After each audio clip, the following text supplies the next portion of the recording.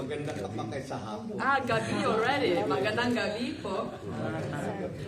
Before we start, we would like to inform you that the chief political consultant of the NDFP, Mr. Jose Maria Sison, was hospitalized last night, but we can reassure you that he's recovering well, and I think I speak for everybody when I say that I hope that he will be back on his feet within the next few days.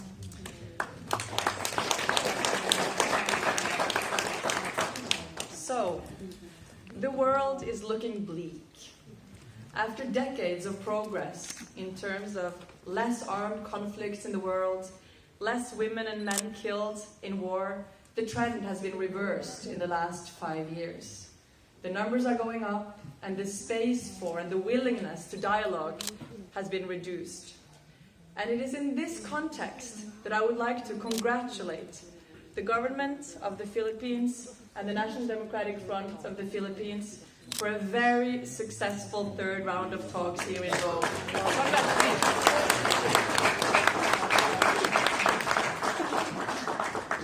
The parties have reached progress on the substantive agenda item of social and economic reforms.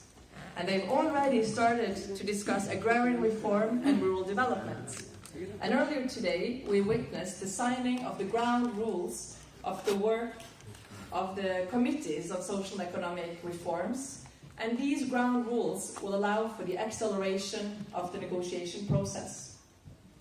The parties have also exchanged drafts and started comparing notes on the agenda item of political and constitutional reforms. So the parties are making headway toward addressing the roots of the conflict. Earlier this round, the parties also signed the supplemental guidelines for the JMC, with the goal to further enhance the work of this joint monitoring committee, a committee that is overseeing the implementation and the compliance with CARIL, the Agreement on Human Rights and International Humanitarian Law, signed by the parties in 1998. The parties have furthermore continued discussions on a bilateral ceasefire and on releases of political prisoners. And the ceasefire committees have agreed to meet again to continue these discussions already in February in the Netherlands. And last but not least, the parties have agreed to return to Norway for the fourth round of formal talks in the first week of April. So this third round of talks has been very productive. The parties have been constructive and solution-oriented. And it is very clear to us as third-party facilitators that both sides are genuinely committed to working towards achieving peace. But despite the good atmosphere and the willingness and the commitment of both sides, it is important not to forget that there will be setbacks along the way.